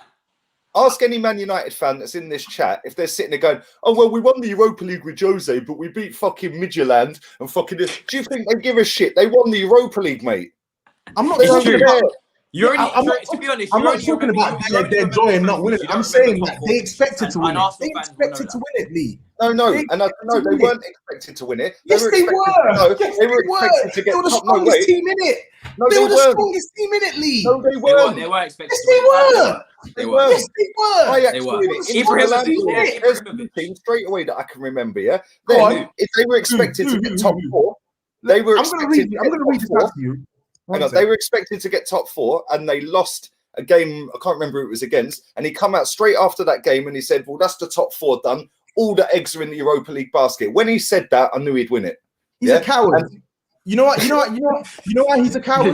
Send him our way. You know why he's a fucking coward? Because he had a squad. He had a squad that was big enough and capable enough of trying to finish in the top 4 that year. But guess what? He got fucking hammered in the league.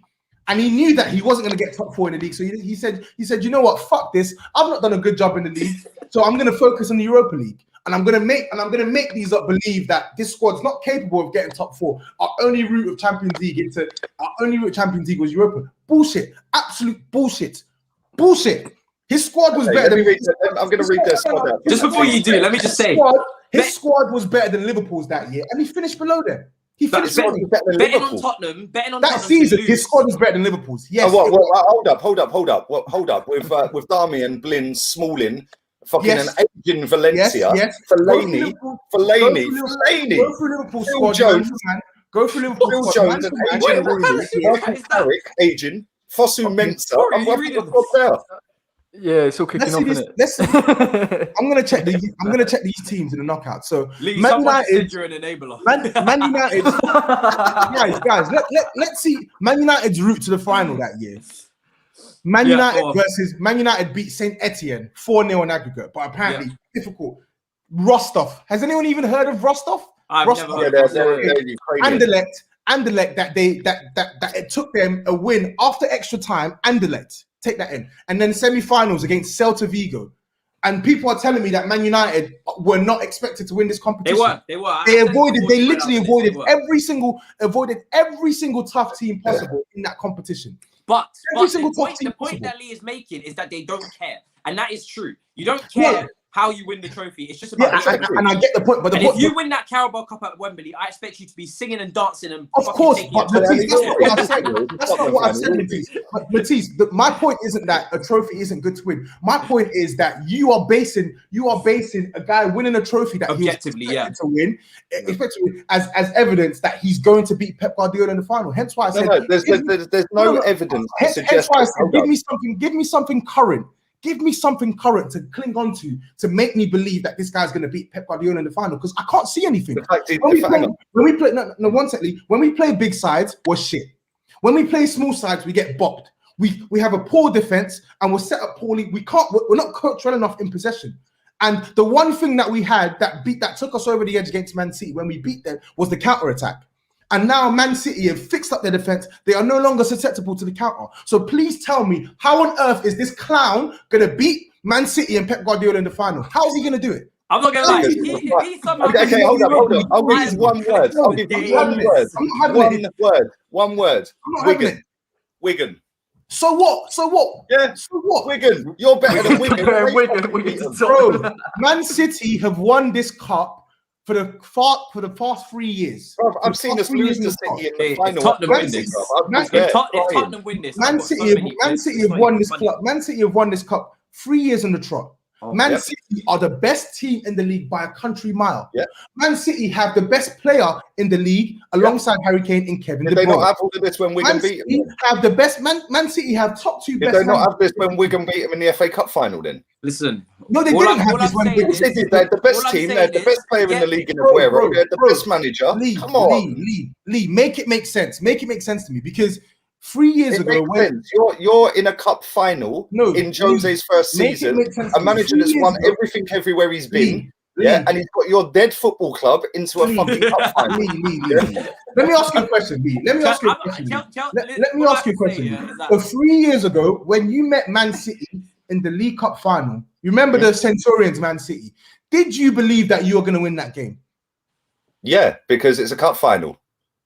Did you truly believe I'll be honest with? I didn't expect to beat Chelsea in the cup final in 2017 because they went record-breaking on a madness, yeah. But I did think we would beat Man City in the League Cup final, yeah. And if Aubameyang had fucking had his shooting boots on and turned up, and if Mustafi hadn't been a clown, letting the ball bounce over him, yeah, then fucking it might have been a different story. And listen, at the end of the day, Toby, it's a cup final. Tottenham don't get to cup finals often to cherish it, and if he wins it, I'll give him my bank details. All I'm saying is there's something to be said for. I've said this before. As much as we want to blame Mourinho, the club mentality. Your club's mentality and he's trying to change that philosophy. Yeah, your club's mentality has always been that of bottlers and losers, and that has now. That has now transpired into Mourinho also now becoming a bottler and a loser. I'm just saying, Chelsea, we turn managers into winners. Sorry, I've never won a trophy before. Don't do this because Tottenham, you're turning a legendary manager into a loser. Stop it. We're not turning a legendary manager into nothing. Stop lying. Nobody. Spurs were perennial losers before Jose Mourinho. Yeah. I'm not disputing that. Our squad was on the wane before Jose Mourinho, but we have made some adjustments to that squad. We've made some improvements to that squad, and he is still not made it better. Like you fucking signed every brother. You spent £60 million and expect him to be a fucking genius overnight with a £60 million. Lee, come on, Lee. Stop. Let's stop doing this. Nobody exists. Nobody is expecting him to. What did you expect for this season? Be real. I expected us to be to be a top 4 side, bro. Well, you're 3 points off with 8 games to go. Oh, God. Look what Mourinho has done to someone. Look what he's done to a There was a reason why I didn't want this manager. I was very vocal of the fact that I didn't want this manager at Spurs because I saw what he was on at Man United. I saw what he was on the last year at Chelsea. Everyone can see that he's on Man United, by the way. Everyone can see he's on the way down. He overachieved at Man United. He won them 2 trophies. He didn't overachieve at Man United. Yeah, he did. Bullshit. He didn't overachieve at Man United. Here's Europa League final squad, and I'll read the whole squad out right now. Romero, read it out. Valencia was about 50. Chris Smalling, Daley Blind, Darmian, Herrera, Pogba. He scored in the final. Juan Mata, Fellaini, Mkhitaryan, Rashford. The bench was De Gea, Phil Jones, Wayne Rooney, who was about 900 years old, Anthony Martial, Jesse Lingard, Michael Carrick, and Fosu Mensah. That was the squad he had for the season that finished second and won the fucking Europa League. He didn't finish second that season. There was no way. They didn't finish second that league. Passion in that one there. They didn't. That was the season after. They didn't finish that. They didn't finish. That was the season after. They didn't overachieve that.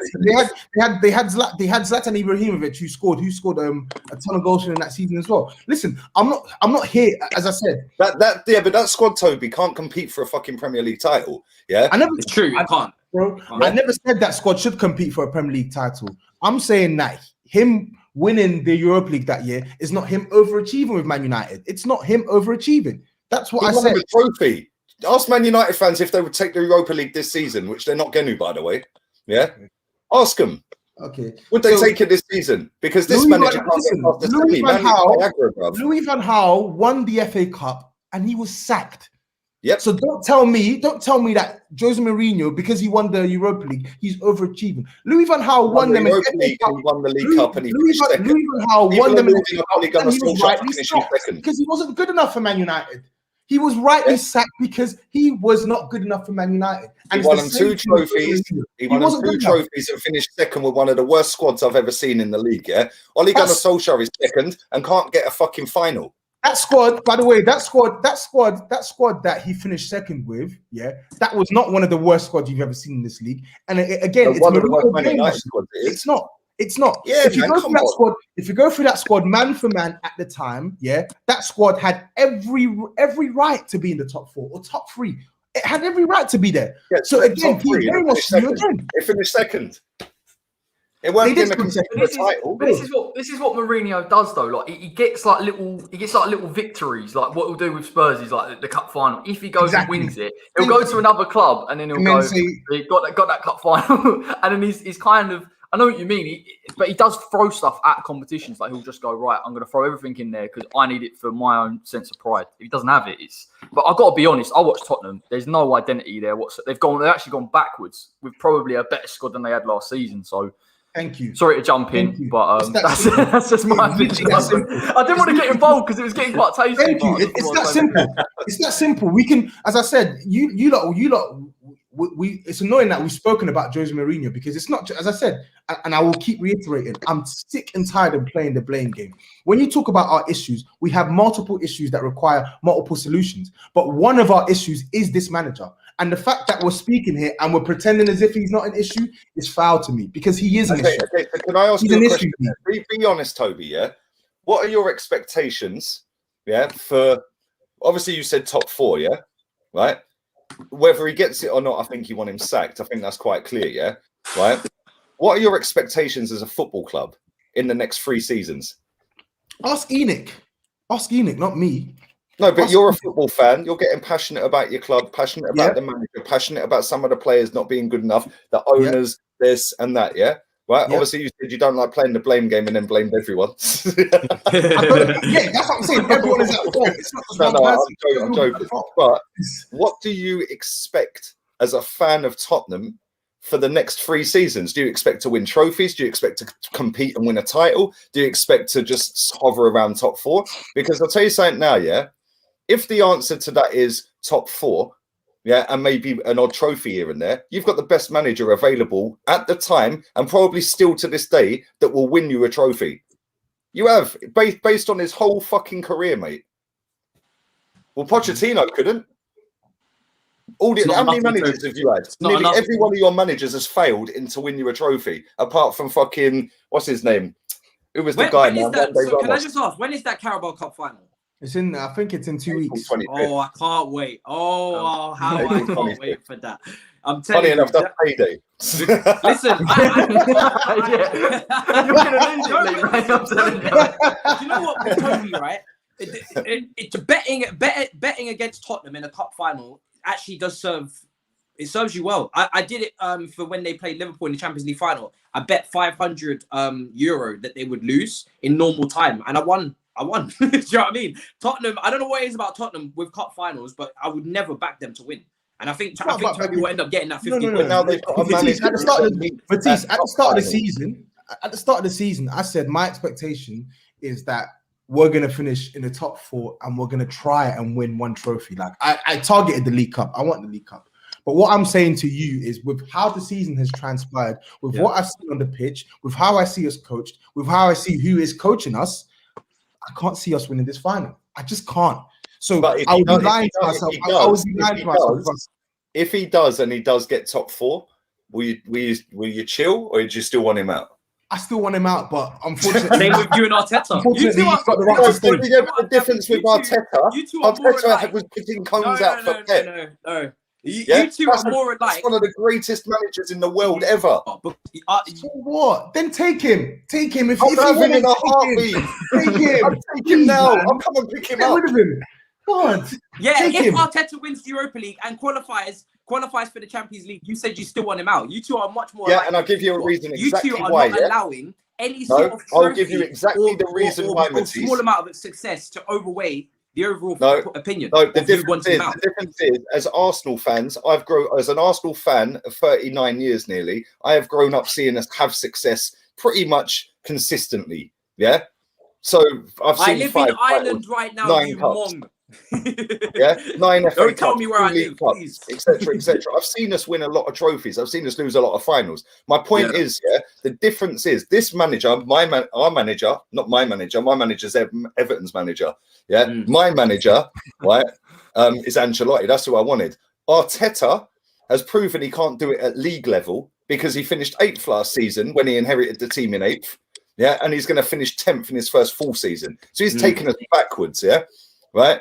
Regardless of the FA Cup win, we were lucky, very lucky to have won that FA Cup. But who cares? We won it. The history books say Arsenal in the book, right? The point is if we get Europa League, well done. You've won a trophy. Fantastic. But now you're being outcoached by Dean Smith and Sean Dyche, mate. Yeah? How the fuck are you going to go and go and outcoach Zidane?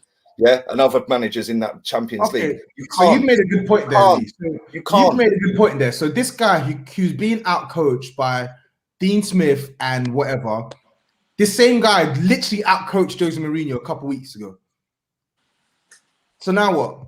Well, hang on. That's the first time he's beaten Jose in 3 attempts. Yeah, but he beat him. It's the first time he's beaten him in 3 attempts. Yeah, so now what? Remember when this manager Moyes is beating him.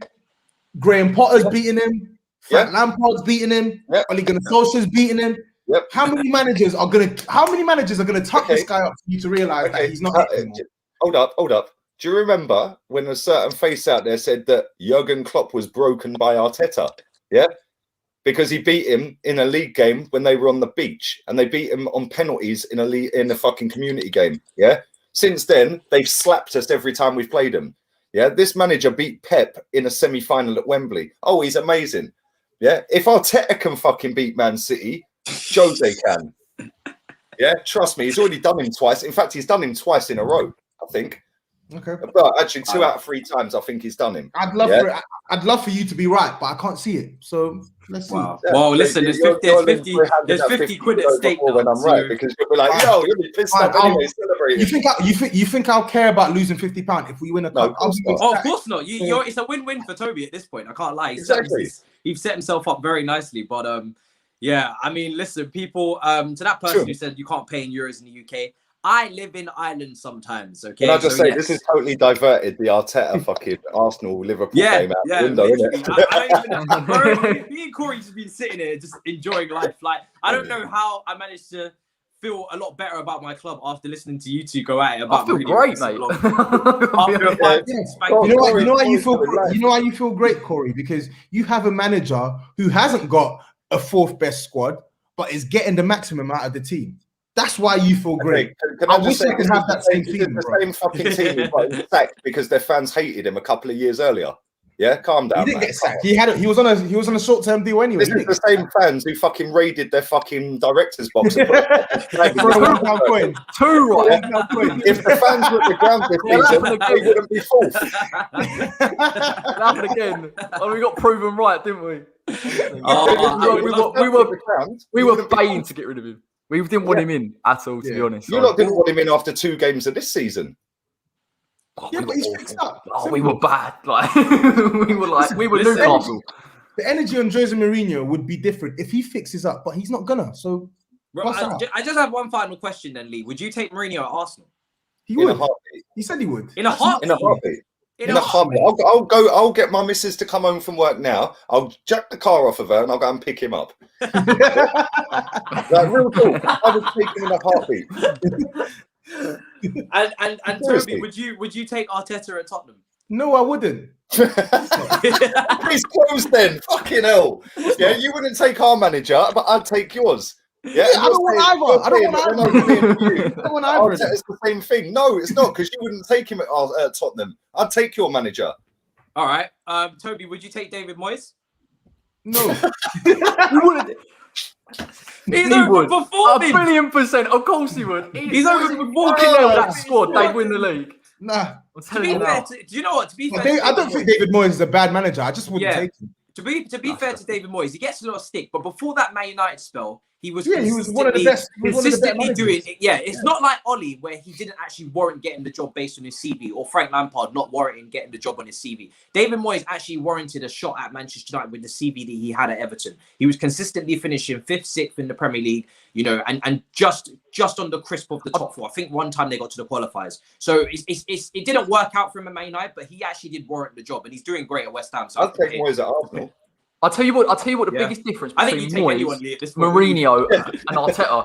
Moyes come in, he's got a plan, he knows how he wants to play, he knows what he wants from the players. You look at Spurs, you look at Arsenal, I'm telling you now, they're still confused as to what they're actually doing. That's why you buy patience, because we know where we're going. When you don't know where you're going as a club, you just can't be bothered. So yeah. Well, listen, we're gonna wrap up. True, this has been this might be our best stream. I think obviously the Sancho Pulisic Hudson-Odoi debate was up there, I think, but this one was just, there's something mad about this. People, make sure you smash the likes. There's 900 of you in here. Let's get up to 700 likes for this stream, because you know this stream has been mad. It's been hilarious. I'm just going to go through the league table before we wrap up. So the top 4 race continues between 3 of the clubs here. I'm not going to put Arsenal in anymore. West Ham on 52 points, 30 games played. Chelsea 51 points in 5th. 30 games played, and Tottenham 49 points, 30 games played. So there's 3 points separating the 3 London clubs. Arsenal are way down in 10th with 42 points.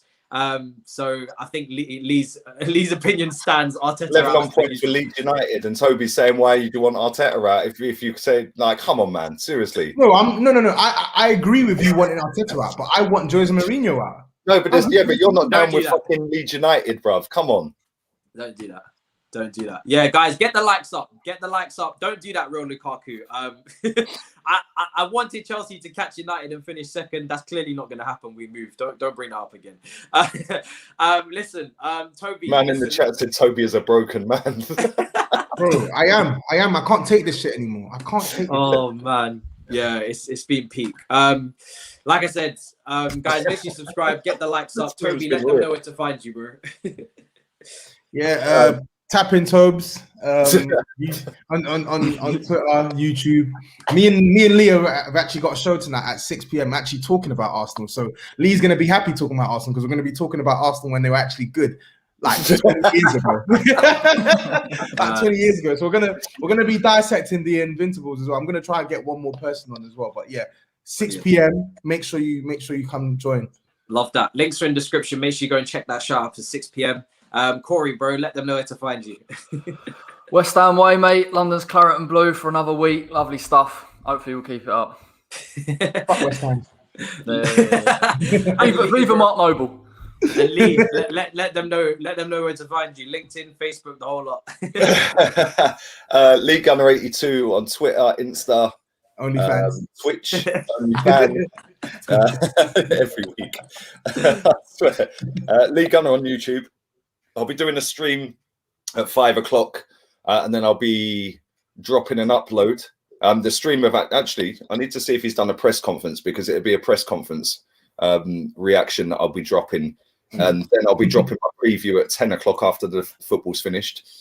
When you get battered by 38-year-old Pepe. Bullet headed. You heard it here first. And yeah, man. And Facebook League on at AFC. Mad. Well, people, you already know. Like I said, links are in the description. Make sure you subscribe to the channel as well. Make sure you drop a like. It's been a brilliant show. It's been heated. There's a lot of clips that I'm gonna have to take from this. I don't know where I'm gonna get the minutes for the clips. I don't know if you guys can go in the comment section, put the minutes down as well. That will help any people on the playback. I definitely got to get the minutes where Toby demonetized the whole fucking thing. Someone's already clicked me up. It's on Twitter already. Someone clicked me up. It's on Twitter already. Yeah.